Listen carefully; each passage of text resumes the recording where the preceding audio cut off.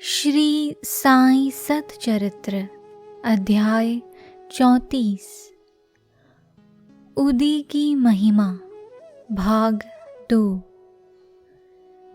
Doctor का भतीजा, doctor पिल्ले, श्यामा की भाभी, ईरानी कन्या, हरदा के महानुभाव, बंबई की महिला की प्रसव पीड़ा।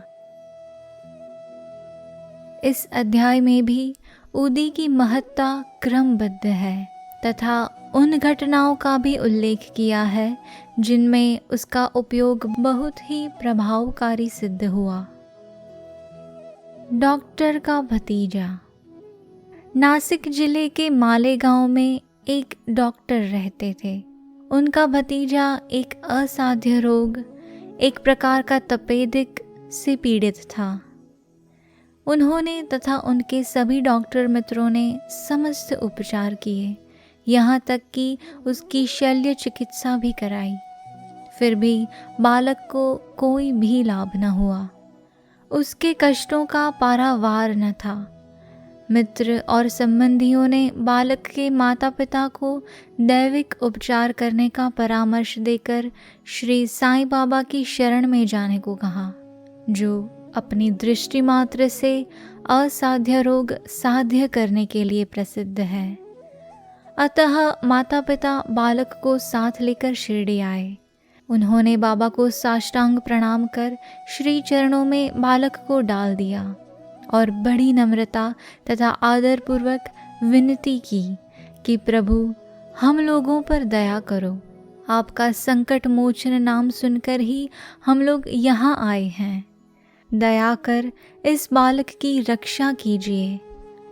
प्रभु, हमें तो केवल आपका ही भरोसा है। प्रार्थना सुनकर बाबा को दया आ गई और उन्होंने सांत्वना देकर कहा कि जो इस मस्जिद की सीढ़ी चढ़ता है उसे जीवन पर्यंत कोई दुख नहीं होता। चिंता न करो, यह उदीले उस रोग ग्रसित स्थान पर लगाओ। ईश्वर पर विश्वास रखो, वह सप्ताह के अंत में पूर्ण स्वस्थ हो जाएगा। यह मस्जिद नहीं, यह तो द्वारकावती है, और जो इसकी सीढ़ी चढ़ेगा उसे स्वास्थ्य और सुख की प्राप्ति होगी तथा उसके कष्टों का अंत हो जाएगा। बालक को बाबा के सामने बिठाया गया। वे उस रोगग्रस्त स्थान पर अपना हाथ फेरते हुए दयापूर्ण दृष्टि से बालक की ओर निहारने लगे। रोगी अब प्रसन्न रहने लगा और उदी के लेप से बालक थोड़े समय में ही स्वस्थ हो गया। माता पिता अपने को बाबा का ऋणी और कृतज्ञ मानकर बालक को लेकर शिरडी से चले गए। यह लीला देखकर बालक के काका, जो डॉक्टर थे, उनको महान आश्चर्य हुआ तथा उन्हें भी बाबा के दर्शनों की तीव्र उत्कंठा हुई। इसी समय जब वे कार्यवश बंबई जा रहे थे, तभी मालेगांव और मनमाड़ के निकट किसी ने बाबा के विरुद्ध उनके कान भर दिए। इस कारण वे शिरडी जाने का विचार त्याग कर सीधे बंबई चले गए।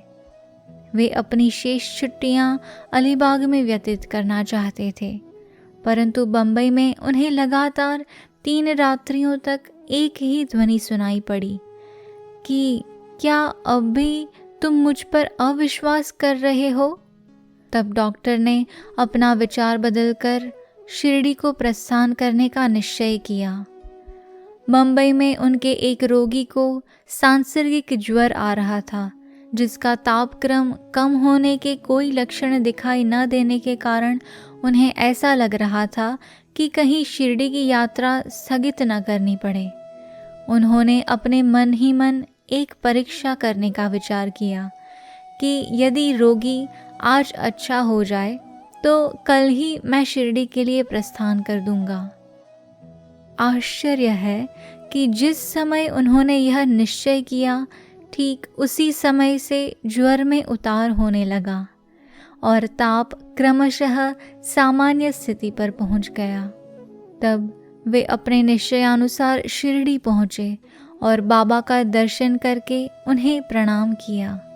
बाबा ने उन्हें कुछ ऐसे अनुभव दिए कि वे सदा के लिए उनके भक्त हो गए। डॉक्टर वहाँ 4 दिन ठहरे और उदी तथा आशीर्वाद प्राप्त कर घर वापस आ गए। एक पखवाड़े में ही पदोन्नति पाकर उनका स्थानांतरण वीजापुर को हो गया। भतीजे की रोग मुक्तता ने उन्हें बाबा के दर्शनों का सौभाग्य दिया तथा शिरडी की यात्रा ने उनकी श्री साईं के चरणों में प्रगाढ़ प्रीति उत्पन्न कर दी। डॉक्टर पिल्ले बाबा के एक निष्ठ भक्त थे। इसी कारण बाबा उन पर अधिक स्नेह रखते थे और उन्हें सदा भाव कहकर पुकारते तथा हर समय उनसे वार्तालाप करके प्रत्येक विषय में परामर्श भी लिया करते थे।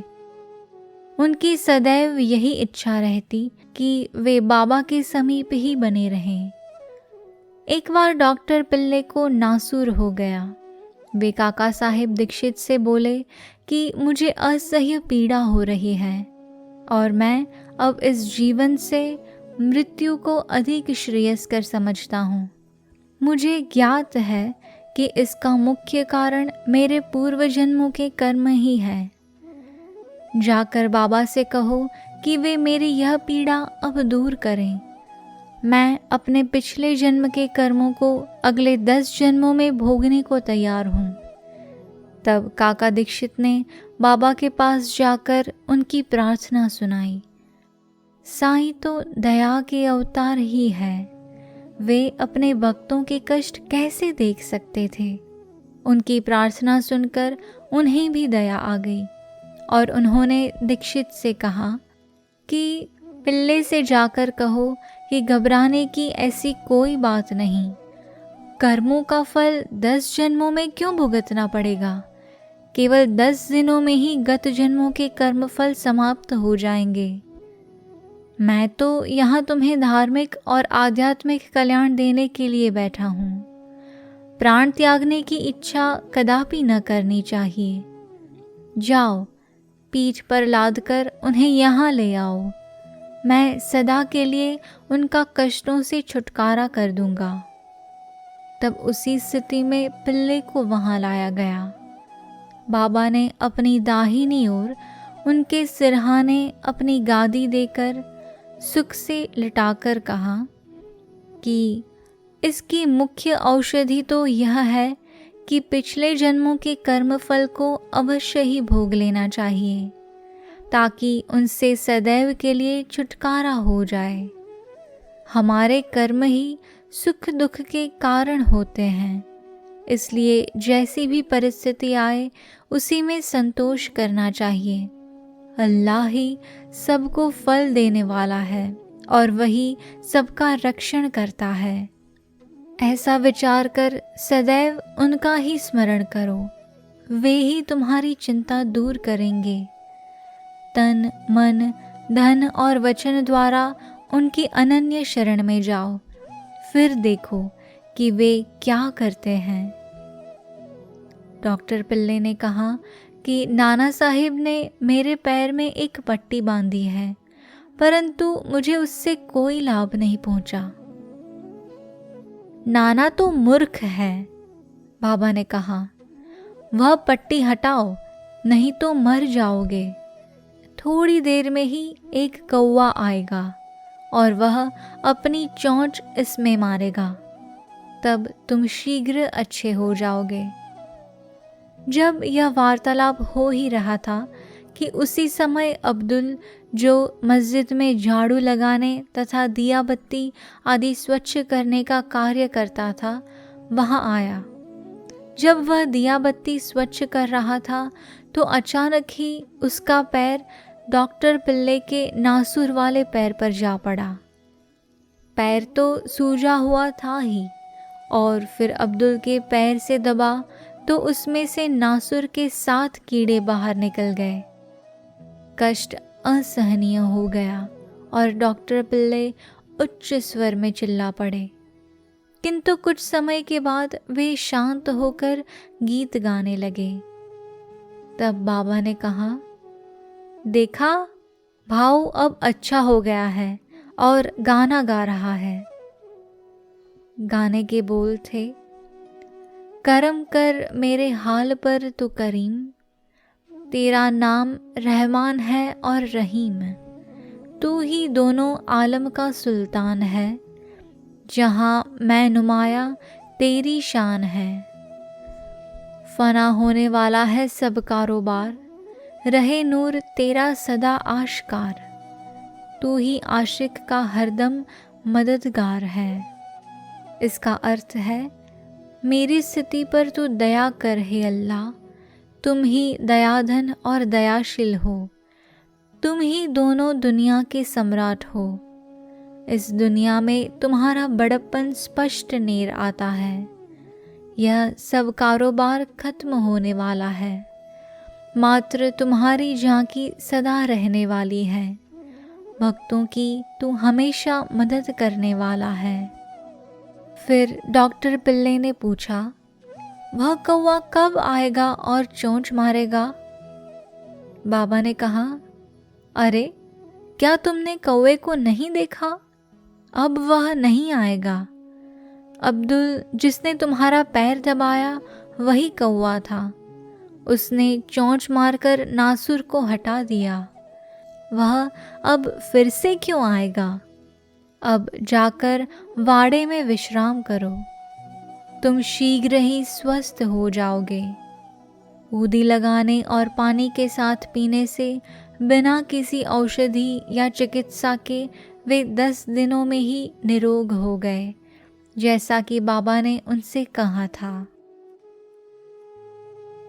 श्यामा के छोटे भाई की पत्नी। सावली विहिर के समीप श्यामा के छोटे भाई बापा जी रहते थे। एक बार उनकी पत्नी को गिल्टियों वाला प्लेग हो गया। उसे ज्वर हो आया और उसकी जांघ में प्लेग की 2 गिल्टियां निकल आई। बापा जी दौड़कर श्यामा के पास आए और सहायता के लिए चलने को कहा। श्यामा भयभीत हो उठे। उन्होंने सदैव की भांति बाबा के पास जाकर उन्हें नमस्कार किया और सहायता के लिए उनसे प्रार्थना की तथा भाई के घर जाने की अनुमति मांगी। बाबा ने कहा कि इतनी रात्रि व्यतीत हो चुकी है, अब इस समय तुम कहाँ जाओगे? केवल उदी ही भेज दो। ज्वर और गिल्टी की चिंता क्यों करते हो? भगवान तो अपने पिता और स्वामी हैं, वह शीघ्र ही स्वस्थ हो जाएगी। अभी मत जाओ, प्रातःकाल जाना और शीघ्र ही लौट आना। श्यामा को तो उस मृत संजीवनी ऊदी पर पूर्ण विश्वास था। उसे ले जाकर उसके भाई ने थोड़ी सी उदी गिल्टी और माथे पर लगाई और कुछ जल में घोलकर रोगी को पिला दी। जैसे ही उसका सेवन किया गया, वैसे ही पसीना प्रवाहित होने लगा। ज्वर मंद पड़ गया और रोगी प्रगाढ़ निद्रा में निमग्न हो गया। दूसरे दिन बापा जी ने अपनी पत्नी को स्वस्थ देखकर बड़ा आश्चर्य प्रकट किया कि न तो ज्वर है और न गिल्टी का कोई चिन्ह ही। दूसरे दिन जब श्यामा बाबा की आज्ञा प्राप्त कर वहां पहुंचे तो अपने भाई की स्त्री को चाय बनाते देखकर उन्हें बड़ा आश्चर्य हुआ। अपने भाई से पूछताछ करने पर उन्हें पता चला कि बाबा की उदी ने एक रात्रि में ही रोग को समूल नष्ट कर दिया है। तब श्यामा को बाबा के शब्दों का मर्म समझ में आया कि प्रातः काल जाओ और शीघ्र लौट कर आओ। चाय पीकर श्यामा लौट आया और बाबा को प्रणाम करने के पश्चात कहने लगा कि देवा, यह क्या नाटक है? पहले बवंडर उठाकर हमें अशांत कर देते हो, फिर हमारी शीघ्र सहायता कर सब ठीक ठाक कर देते हो। बाबा ने उत्तर दिया कि तुम्हें ज्ञात होगा कि कर्म पथ अति रहस्यपूर्ण है। यद्यपि मैं कुछ भी नहीं करता, फिर भी लोग मुझे ही कर्मों के लिए दोषी ठहराते हैं। मैं तो एक दर्शक मात्र ही हूँ।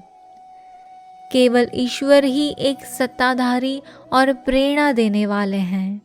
वे ही परम दयालु हैं। मैं न तो ईश्वर हूँ और न मालिक, केवल उनका एक आज्ञाकारी सेवक ही हूँ और सदैव उनका स्मरण किया करता हूँ। जो निरभिमान होकर अपने को कृतज्ञ समझकर उन पर पूर्ण विश्वास करेगा, उसके कष्ट दूर हो जाएंगे और उसे मुक्ति की प्राप्ति होगी। ईरानी कन्या। अब एक ईरानी भद्र पुरुष का अनुभव पढ़िए। उनकी छोटी कन्या घंटे घंटे पर मूर्छित हो जाया करती थी। उसके दांत कस जाते थे, उसके हाथ पैर ऐंठ जाते और वह बेहोश होकर भूमि पर गिर पड़ती थी। जब नाना प्रकार के उपचारों से भी उसे कोई लाभ न हुआ, तब कुछ लोगों ने उस ईरानी से बाबा की उदी की बहुत प्रशंसा की और कहा कि वह विलेपाला बम्बई में काका साहेब दीक्षित के पास से ही प्राप्त हो सकती है। तब ईरानी महाशय ने वहाँ से उदी लाकर जल में घोलकर अपनी बेटी को पिलाई। प्रारंभ में जो दौरे 1 घंटे के अंतर से आया करते थे, बाद में वे 7 घंटे के अंतर से आए और कुछ दिनों के पश्चात तो वह पूर्ण स्वस्थ हो गई। हरदा के महानुभाव।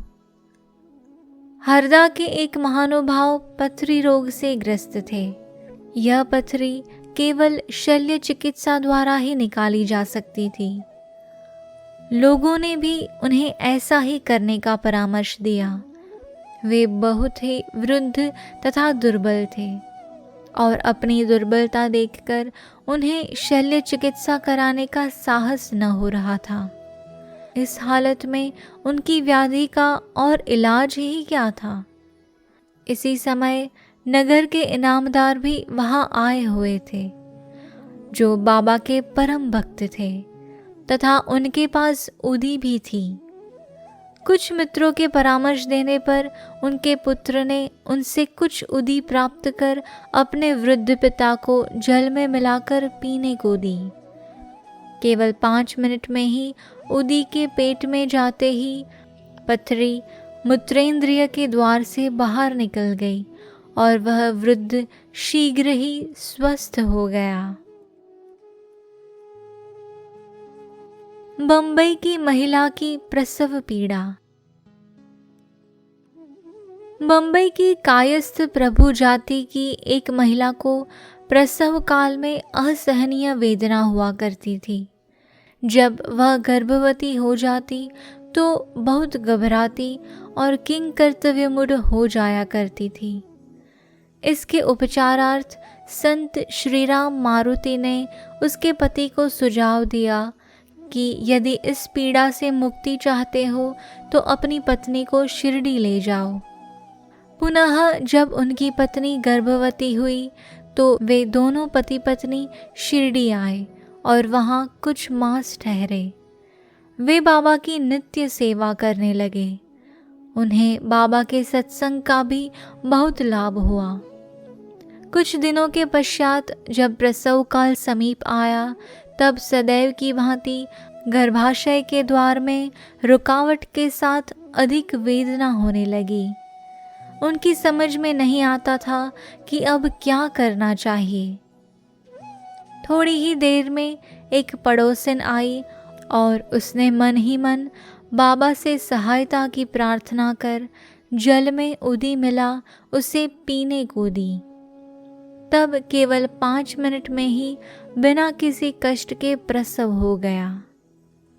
बालक तो अपने भाग्यानुसार ही उत्पन्न हुआ, परंतु उसकी माँ की पीड़ा और कष्ट सदा के लिए दूर हो गए। वे अपने को बाबा का बड़ा कृतज्ञ समझने लगे और जीवन पर्यंत उनके आभारी बने रहे। श्री सद्गुरु साईनाथार्पणमस्तु। शुभम भवतु।